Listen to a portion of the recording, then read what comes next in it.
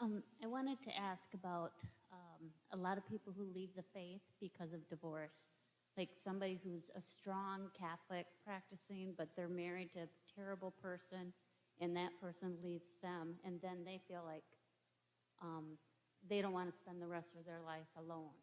So, how does the church handle, all these people who leave because of that situation? Yeah.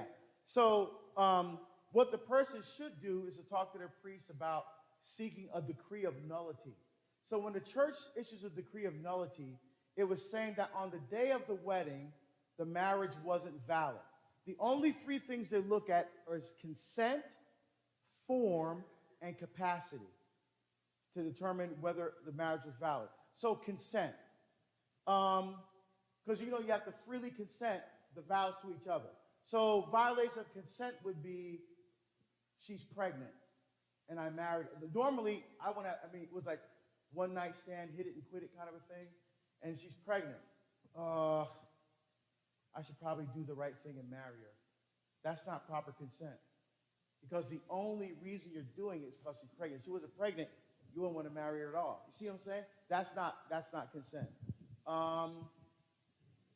What else is not consent? Incest or something like that is not consent. Form is you have to get married in the church. So if a Catholic doesn't marry a person in the Catholic form, then that could also invalidate the marriage. And the other one is capacity. Did the person have the capacity to understand what they're doing at the time of the wedding?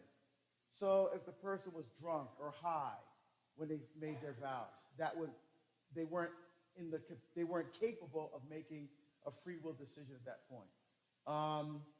If the person has some kind of mental illness, that may preclude that or something. So that's the church looks at those three things. So when you get divorced, civilly divorced, as far as the church is concerned, you are still married because the church doesn't care what the culture says, but you're still married. So when you go through the decree of nullity, it looks at those three things. If there's anything there that could invalidate the marriage. So as that process, and Pope Francis has tried to make it easier, but as that process is going through, then you cannot be in another relationship because that's adultery. And Jesus was very clear. Any man who divorces in Matthew 19, very clear. Any man who was one of the most clear, unambiguous teachings of Jesus in the entire scriptures. If a married man divorces and marries another woman, or a married woman divorces and marries a man, it's adultery. Very clear, no wavering, and now in Matthew's gospel, in Mark's gospel, there's no exception. In Matthew's gospel, he says, except for porneia. Okay? So porneia, obviously, that's the Greek root word for pornography. All right? Or in Hebrew, it's called irvat davar. Irvat davar. It's called consanguinity or marrying outside of the collateral line. So the exception that Jesus gives in Matthew's gospel is for what it says in the book of Leviticus. You marry your cousin or your sister or someone too close in your family like that. That's the exception Jesus gives. Not an exception for, he was a drunk, or, he was this, or, he was that. See? But there could be some factors, consent, form, and capacity that could invalidate the marriage. So the church needs to look at that. So we need to respect the process of the church because Jesus was very clear. What man has joined, let no man put asunder. Bam. So that's why the church takes that very seriously.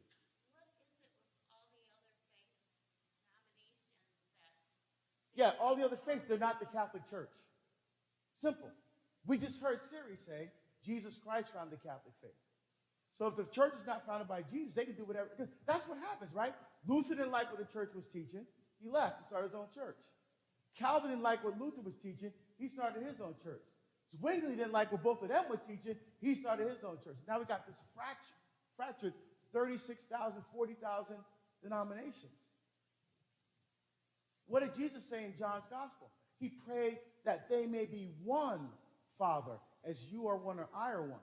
So those other churches, not founded by Jesus Christ, can do whatever they want. We have to follow the teachings of the church founded by Jesus Christ.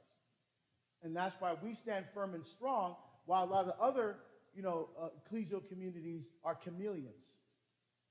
The culture turns brown, they turn brown. Culture turns green, they turn green. The church stays black and white, no matter what color the culture is. We say black and white. Because what does Jesus say, right? Either you're hot or you're cold. If you're lukewarm, I spew you out of my mouth. Black, white, no gray. See? So we have to respect the church enough to allow that process, because Jesus was very clear. Marriage is for life till somebody dies. So the church needs to investigate that, because we're taking Jesus very seriously.